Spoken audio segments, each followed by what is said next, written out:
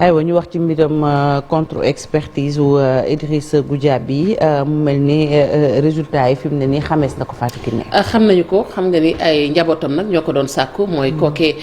faatu woon ca diwaanuk Ziguinchor te ñu dencoon ko fa ca mokk bu hôpital ba diirug weer gannaaw bi ñu jàllale ko si Ndakaaru njabootam nag ne li ñu wax kilifa yi ne moo ko faat amul ndax ci ay manifester la ñàkkee woon bakkanam waaye nag tey contre expertise ba autopsie ba la mu xamle moo di ne moom moomu di Idrissa Goudiaby nag la ko faat baluk fetal ñu wax ci mbirum Mancabou moom it am na loo xamante ne ni tukkee na ci jëwriñ ñu dénk wàllu yoon fii ci réew mi muy maître Malick Sall ma ngay nag dalal xeluk njaboot gi di leen wax ni lépp lu ca war nag daañu ko def mu mel ni liggéey ba kon noppeeguñu ci wàlluk yoon maître Malick Sall ay kàddu yu mu dénk sunu naataango Ali Bandel Niang. faatu boobu d'abord damay présenter sama condoléance famille bi parce que sénégalais moo faatu kon di cause yi duma ci dugg lu mun a wax c'est que procureur de la république ku jub la xam naa ko ku jub la te ku xam métier am la wax na lu mu waroon wax et temps bu mu waroon wax et ci conditions yi mu waroon wax parce que nit ñi dañuy wax souvent te maîtriser ñu procédure procureur dafa am lu mu war a temps bu mu war a wax et forme bu mu war a wax enquête bi commencé na autopsie bi def nañu ko li ma mun garantie daal mooy que dossier bi comme beneen dossier justice dana def liggéeyam loolu mun naa ko garantir justice dana def liggéeyam en respectant notre code de procédure pénale la défense vous savez mooy droit qu'est-ce mooy am xam ne dañu ko reconnaître ci constitution les droits de la défense xam nga kooku droit boobu kenn mënu ko d'autant plus que man mi wax yéen avocat la donc famille bi na seen xel xam naa ne effectivement lu métti le moo leen dal mais na seen xel dal incha allah justice dana def liggéeyam et te dina ko def ci lu mu gën a rafet te lu mu gën a gaaw incha allah. aywa ñu wax itam ci rassemblement wu chauffeur taxi yi mu mel ne kenn ci seen ñooñ daal démb ci ab xeex digganteem ak borom dawalkatu Jakarta ci la ñàkkee bakkanam. ma ngoog taximan yooyu ca kanamu police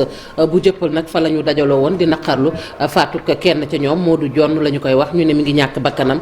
ci ab xeex ni nga ko waxee soxna Waati digganteem ak kenn ku doon dawal Jakarta ñi yore woon seen i mbaa bokk ñu doon wax di indi seede nag nee ñu daal mi ngi ñàkk bakkanam gannaaw nag ba ñu ko dóoree dóor yu metti Maymuna Njaay lañu ci àndal ci leeral. Modou Dione xelam demul woon benn yoon ci bu muy jógee dëkkam Njiyeen Siraax village boo xam ni mi ngi féetee ci Thiès xelam mosul woon dem ni bu ñëwaatee Ndakaaru fi lañ koy faatee moom chauffeur taxi bi mu jógee dëkk ba la jote ci kaw tali bi ñàkk ci bakkanam. ñi neen da ko dóor yu bari la ko dóor am nañu ko fekke ñun nag dañoo bëgg a xam ni ñun duñu ay asaka nañ ñu dimbali li ay war a suuli jox ñu sécurité bu doy ñuy ànd ak ñoom di liggéey mais boo bëggee jël ay moto yooyu di jam nit kii bu doon guddee kenn du ko fa fekk dafa am loo xam ni du lu baax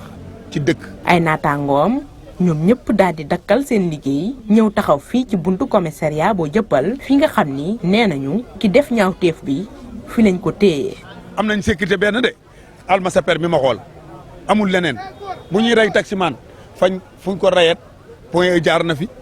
station Shell bi jaar na fi yooyu yëpp jaar na fi. ñu ngi ñaan nag képp koo xam ne da ngay conducteur nga ngay chauffeur ñaanuñu la ngay taal sa oto bu boobaa bu ñu waxee li ñu wax ba pare na nga ñu dimbali nga gaareel ñu oto yi ñu toog lijjanti problème bii. chauffeur taxi yi nag nee nañu bile yoon du ñu bàyyi mu sedd luñ ci mën rek dinañ ko ci def. transport bi wax nañu waxati kii ànd nañu toog nañoo ak directeur transport toog nañoo koo gis toog nañoo ak moom mais ñun li ñuy gis nii day gën a avancé mais arrière ñun nag léegi ci li ñu bëgg mooy ñu fekk ci ñu mooy premier responsabilité te lii nag danañ ko topp ba fu yoon yem danañ ci def ci kéemtalaay kàttan. ana fan la ñu jëm ñoom fédération bi nga xam ni moom moo boot taximan yi fii ci Sénégal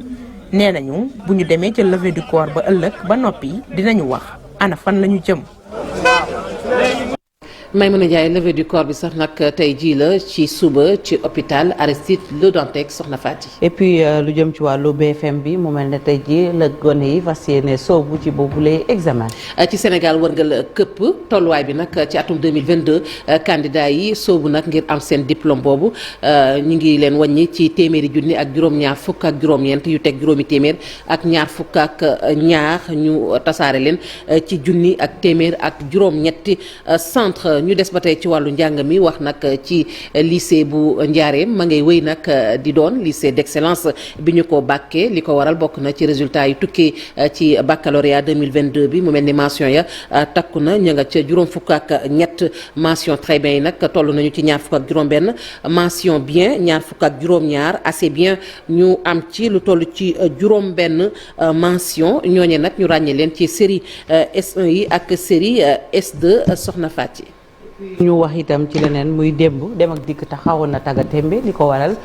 mooy taw ndox mu bari mu wàcc ci Ndakaaru ak li ko wër. Ndakaaru ak li ko wër fii nag Scat Urbam lañu fa seetlu démb nag Soxna Faty ni nga ko waxee kon taw bu méttee métti ca Yoff Apexit naka noonu askan wa dañoo jaaxle lool ndax seen kër ya fees dell ak ndox ñu ne nag lii mënatuñu koo dékku ndax at mu ne ñu dund ko mu mel ni kon kilifa yi daal seenub liggéey des na ci wàllu woowee Mariam Ndiaye moo leen seeti woon. taw yu njëkk ci ndakaaru ñu ne meeku xaat ay yàq-yàq fii ci jumaay Scat Urbam ndox ma dugg na fa ba tapis ya sax danoo lóor. taw bi nag betteel la parce que fii dañu jël ay précautions parce que am na ay avaloir ci buntu yu mag yi y a des chiffons yuy évacuer ndox mi ci biir jàkka ji. parce que am na ñu fi dëkk bi ma leen wooyee dañ ne ma jàkka ji amul ndox mais cour bi fees na ñoom dañu fàtte woon ubbi buntu bi nga xam ni fii la pante bi jublu ci biti ba ci fii yëpp fii la évacuer. léegi nag bi ma ñëwee pour gis bii ndox mi am ma fii ma ubbi jàkk yi presque dama xaw naa daanu quoi. beneen koñ waaye nataal yi wutewul lool la ñu fekk ci Scat Urbam su ko gënul tar fii ci Yoff Apexi ndox ma sax dafa nangu yenn yoon yi dugg ci oto yi ak ci néeg yi. sama kër dafa dugg ba fu ma teg sama tànk aw ma ko taalu añ taalu gu ma añ jusqu'à présent ba pare en plus sama néeg lal yi samay doom amuñu fu ñu tey jii duñu am fu ñu tëdd ndax fépp a tooy. 2005 laa fi toxu mais jusqu'à lii laa fi fekk te moom la ñuy dund ba léegi. non xaw ma ko woon bi ñu ñëwee ba dëkk ba pare nag première nawet bi la ñuy door a xam ne affaire bi nii la ñi fi dëkk noonu lañ doon dundee. lii nag lu fi yàgg la moo tax ñu mel ni waa ji yéegal seen garage ngir muccal seen i ndaamar moo ne gox bi am na fu ndox war a jaar. yaa ngi gis oto yi nekk fii tout ça dugg ci biir kii bi dana yàqu certainement mais ça chaque année day am benn évacuation bu war a jël ndox bi yóbbu ko côté géej mais ça ne marche presque jamais c'est ça qui fait que bon tous les ans on se retrouve avec fii ndox bi comme ça quoi. taw yi bareegul waaye nataal yi la ñu fekk ci koñ yi ñu jaar askan wi nag ñi ngi ñaan ci chantier yi nga xam ne ñoom la ñu nemmeeku ci réew mi ñu boole si assainissement. Ndiaye dañu jóg di masawu ñi ami jafe-jafe ci mbënn moo mile ñu jeexale ak tàggat yaram ak football xew-xew bu mag boobu am ca Rabat muy CAF Award. ma ngoog ñu cay xaar ñu ràññee ci wàllu football ci Afrique bokk na ci Sadio Mané xam ngeen ni Edouard Mendy sénégalais yi kon daañu fa takku ci li ñu xamle El Hadj Diouf nekk ñaari yoon Ballon d'Or bu Afrique ak Madi Touré jiite génération foot nag ñoom tey seen xel dal na ci xale yi ni ñu porté football bu Sénégal ci Afrique am na ay kàddu yu ñu dénk sunuy naataangoo yi ñu fa teewal muy Mame Fatou Ndoye. pour nit moom xale nekk ci kaw il faut que li may wax rek ku def lu rëy am lu rëy aujourd'hui démb El Hadj Diouf la woon tey jii ñoom Sadio la ñoom Edouard et que ñoom it dañuy ubbi bunt pour ñeneen ak ñeneen ak ñeneen et je crois que tey jii du ma def lu dul remercier sunu président de la République mi nga xam ni tey jii lii lépp bu amee tey jii ba nu gagné Coupe d'Afrique yàlla moom la ndax moom moo jël ay moyens yu nga xam ne avant ñu doon dem Coupe d'Afrique ñu bëri doon wax dafa ëpp ci équipe. Mais ce que j'attends de la cérémonie c'est la victoire finale, le sacre final pour Sadio et c'est pour cela que j'ai fait le déplacement pour l'encourager et surtout pour le féliciter de son travail qu'il a abattu pendant 12 bonnes années. C'est vraiment tey fierté la donc comme li ma yàgg a wax rek quand je parle de Sadio du ma si doyal parce que c'est tellement un enfant bien agréable à suivre à aider. tey jii macha allah tey jii président Augustin tamit Ablaye Sow le ministre Ablaye Sow Amadou Kane keneen ku nga xam ne tamit mën naa ko wax muy DTN bi nga xam ne tey jii ñoom ñëpp dégg nañu lu nekk Aliou Cissé le coach dégg nañu lu nekk mais bàyyiwuñu ndax tey jii loolooy wane ni tamit lu yàgg lépp dëgg la. Il est temps aussi de continuer à travailler et je lance un appel au président Macky Sall de redoubler d'efforts. Nous avons la chance d'avoir un président très réactif donc suñu multiplier suñu infrastructure dootuñu xalaat ci wax kan mooy nekk Ballon d'Or et on a gagné la Coupe d'Afrique. Il ne faut pas qu'on s'arrête aussi à cette Coupe d'Afrique parce que quoi qu'on puisse dire, nous ne l'avons pas gagné 2, 3, 4 fois. Le jour qu'on aura 4, 5, 6 sacs, on pourra enfin dire que notre football est vraiment atteint son plafond de verre. ma ngoog muy CAF Awards di xew-xew bu mag boobu ci wàllu ko football Bakary Cissé mu mel ni mi ngi ci buumu jokkoo bi Bakary. allo. Bakary yaa ngi ñuy dégg. waaw maa ngi leen di dégg na ngeen def. ñoo ngi fi bu baax a baax sant yàlla ñu ngi lay nuyu bu baax. maa ngi leen di fay di leen sant tamit di leen gërëm si invitation bi. ma ngoog Bakary nga nekk foofee ca Rabat li ma lay njëkk a laaj rek mooy Sadio Mané ndax yegsi na ñi ngi doon annoncé déjà ñëwam foofee ca Rabat ma bëggoon xam ndax yegsi na balaa nga ñuy defal situation bi ci xew-xew boobu ñuy waajal. de Sadio egseegul ndaxte dem nga dafa amoon benn match amical bi mu doon football ak équipe fi nga xamante ni mooy Washington mais nag bi match bi jeexee ay 3 heures du matin heure Maroc la jël départ fi nga xamante ni mooy États-Unis pour mën a ñëw fi nga xamante ni mooy Rabat donc ñu ngi koy xaar di peut-être d'ici entre midi et 13 heures la war a mën a egsi mais nag pour vous dire que incha allah dina fi ñëw bu soobee yàlla. Bakary ñu bàyyi la ak ñi ci plateau bi ñoom Malick Thiandoum ak ñoom Chérif ak ñooñu xëy na nga revenir n'est-ce pas Malick ci lan la war a mën a. waaw Bakary ñi ngi lay nuyu di la jaajëfal xam naa ni fi mu nekk nii ñun sax ñoo la yee alors Bakary 2 ans CAF Awards amul bi yoon mu amaat yan matuwaay la ñu jël au niveau du Maroc pour que mbir mi nekk succès parce que ba démb ñi ngi wax ne autorité yu bëri teewaguñu woon. xam nga tey Maroc mën nañu wax ni mooy capitalu football africain depuis 2019 ndaxte gis nañu ni Maroc signé na mi nga xamante ni mooy 43 accords de partenariat avec 43 fédérations de football africain donc Maroc nag saa yu su CAF xaw a jaxle marocain ñoo leen di talal loxo donc cette politique sportive bi nga xamante ni moom la marocain am depuis quelque temps dañ ko bëgg a pérenniser donc c'est vrai que autorité bëri teewaguñu mais il faut dire que l'hôtel Sofitel bi nga xamante ni moom la CAF jël hôtel bi fees na del donc toutes les dispositions sont prises pour que li nga xamante ne mooy CAF Awards 2021 yi mën a am donc c'est vrai que 2022 lay am mais nag c'est pour primer les sportifs de 2021 donc du coup wax nga ko Malick 2020 amul parce que tam xam nañu ni ndax coronavirus bi mais tamit fi nga xamante ne mooy Maroc jël nañu ay mesures préventives pour que képp kuy war a teew ci salle bi nga xamante ni moom la ñuy jagleel pour xew-xew bi nga def li nga xamante ni sa test Covid donc képp ku am résultat négatif di nga mën a teewee xew-xew boobu mais nag l'un dans l'autre gis nañu ni marocain ñi ngi def ay jéego yu am solo pour réussir li nga xamante ni mooy seen pari bi parce que c'est en marge de la bon du ça en marge on sommes en pleine compétition si biir compétition Coupe d'Afrique féminine bi le Maroc la CAF jël dogal pour organiser li nga xamante ne mooy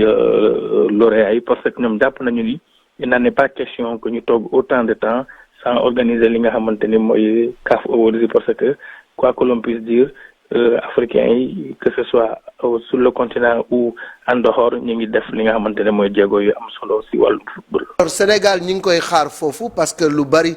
ci trophée yi ñu fa teg sénégalais yi dinañ ci taqrib alors ci wàllu délégation sénégalaise ak ñi nga xam ne war nañu leen a tappal ay raaya ñan ñoo fa teew. waaw il faut dire que kii di Augustin Senghor mu ngi fii parce que dëmb ñun ñoo bokkoon vol. C'est vrai que délégation sénégalaise bi takku na bu baax a baax parce que gis nañu tamit ministère des sports yi yebal na fi ay ndawam pour mën a ñëw gunge ñi nga xamante ne mooy fédéraux yi c'est vrai que Sénégal l'attente a été très longue xaar nañu lu yàgg espérer ñu li nga xamante ni moom lañuy xaar tey c'est vrai tey ñëpp xam nañu ni depuis 2017 bi Aliou Cissé yóbbu équipe am première coupe d'Afrique des nations bi mu en tant que collègue sélectionneur boobu ba léegi équipe bi mu ngi def ay jéego yu am solo c'est vrai tey xaar nañu ñu bëri ku mel ni Aliou Cissé egsi na moom ak waa këram egsi nañu. mu daj yëpp xam nga day jël ci raaya gi. non man it xam nga côté boobu nag d'accord ma ci parce que Sadio bi mu commencé di bokk ci ballon ci podium bi ñun dañu am benn philosophie quel que soit le résultat il faut nga ñëw parce que nit mënoo nekk africain di naan da ngay porter le drapeau de l'Afrique partout fi nga dem te Afrique buy organiser ay mbir doo ko teewe loolu nag bokkul ci philosophie Sadio Mané moo tax bi ñu ko woowee laaj ko est-ce que mun na bu mu jotee invitation pour mu ñëw ci CAF Awards bi lu mu njëkk a def mooy dem daje ak ñi nga xamante ni ñooy ay kilifam fi nga xamante ne mooy Bayern pour xamal leen ni effectivement bëgg na teewee donc ils ont pris toutes les dispositions nécessaires pour que mu mën a ñëw maintenant gagner c'est vrai que ñëpp gis nañu ni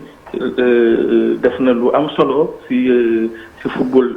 ces derniers moments là tey ñëpp jàpp nañu ni war na mën a gagner li nga xamante ne mooy. moo koy gagner. léegi Mohamed Salah nag ci Bakary man ci loolu sax lan la laajee parce que gis naa benn journal bu ne Mohamed Salah moom du effectuer le déplacement à Rabat est-ce que foofu aussi vous avez la confirmation de cette info. waaw bon man personnellement bi ma laajee waa CAF xam nga ñoom dañu lay bàyyi ci biir mais man personnellement bi ma leen laajee xamal nañ ma effectivement parce que man ci délégation Sadio la bokk xamal nañ ma effectivement ni Mohamed Salah n'a pas encore fait signe de vie pour xam ba xam dina teewee maintenant priorité bi nga wax noonu man awma ci lu ma leer parce que tant que FIFA CAF publié wu ko pour wax ni Mohamed Salah la Sadio Mané wala Edouard Mendy man li ma gëm te lu ma xam mooy Sadio il fait partie des invités pour cérémonie ngoon bi ñeneen ñi nag est-ce qu'ils en font partie je ne pourrais pas prendre cette information là avec des pincettes parce que ñu ko joxe ay organes yu am solo lañu ñu ngi xaar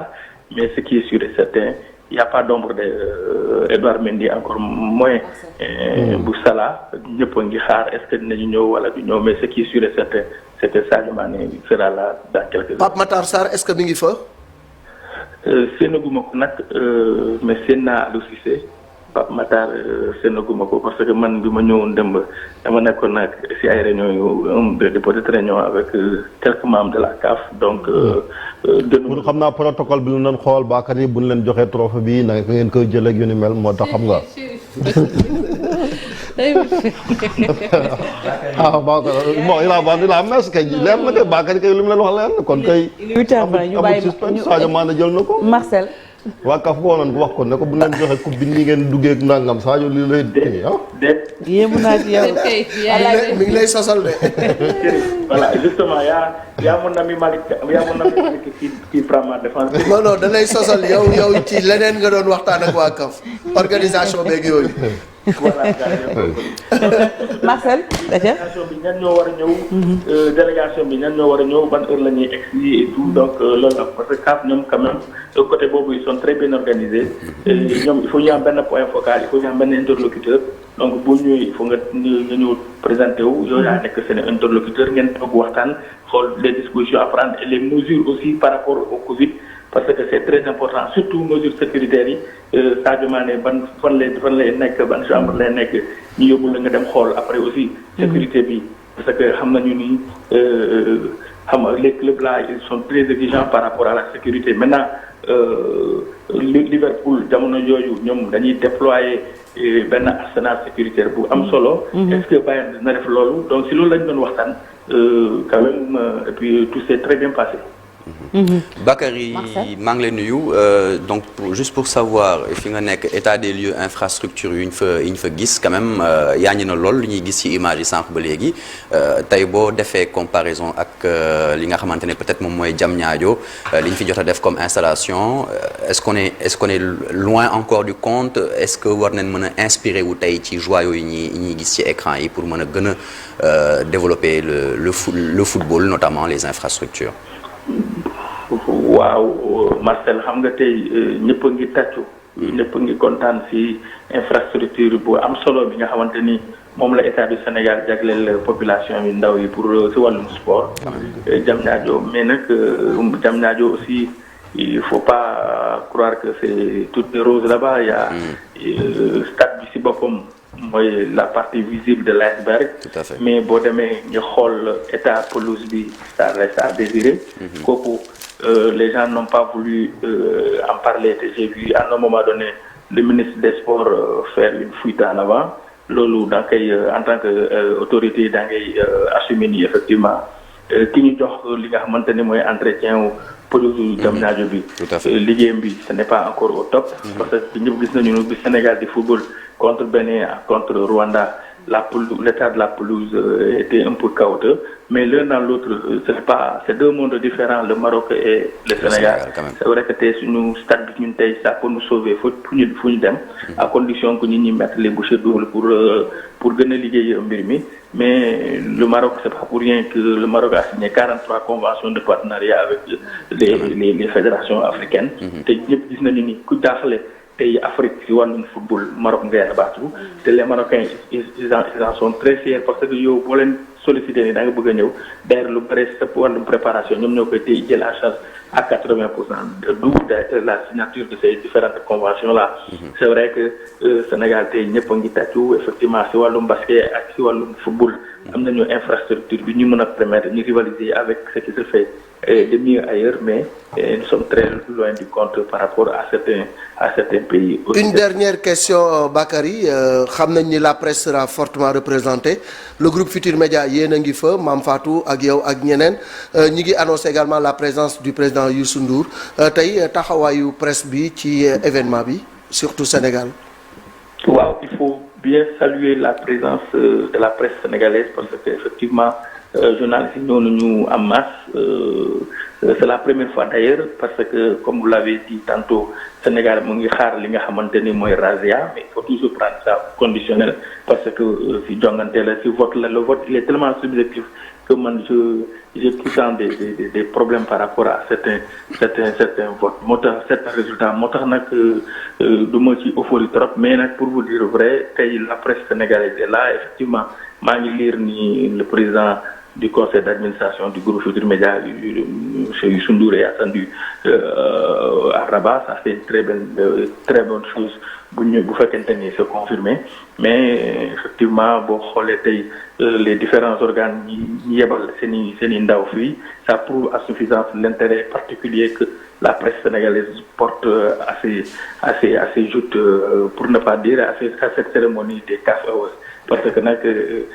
yàgg nañu trop di xaar li ni mel parce que souvent bu ñu doon dem dañuy xaaraat ni est-ce que mën nañ am benn lauréat aujourd'hui si on pense que normalement sur tous les tableaux le Sénégal est présenté et normalement le Sénégal doit pouvoir gagner partout où il est représenté maintenant il faut dire que comme je l'ai dit ay kii la nu mu tudd vote la souvent aussi les pays qui organisent un tout petit peu ak yeneen yi dañ leen di jéem a neexal pour quand même atténuer un peu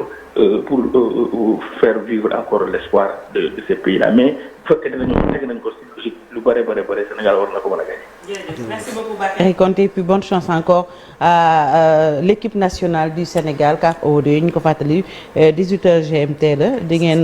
dund yenn ci ay événements yi fii ci télévision Futur Média ndax dañ faa yebal ay ndaw fàttaliwaat rek laata ñuy tëj ni ko Fatou Kiné waxee Sadio Mané xam ngeen ne démb dugal na biom bu njëkk ci club boobu mu nekk muy Bayern de Munich moom nag match amical la woon ci la ko dugalee laata itam muy jël roplaan jet privé wutali foofu ca Rabat ñu tëj xibaar yi dem fekki Chérif ci yéenekaay yi ak la ñu xëyee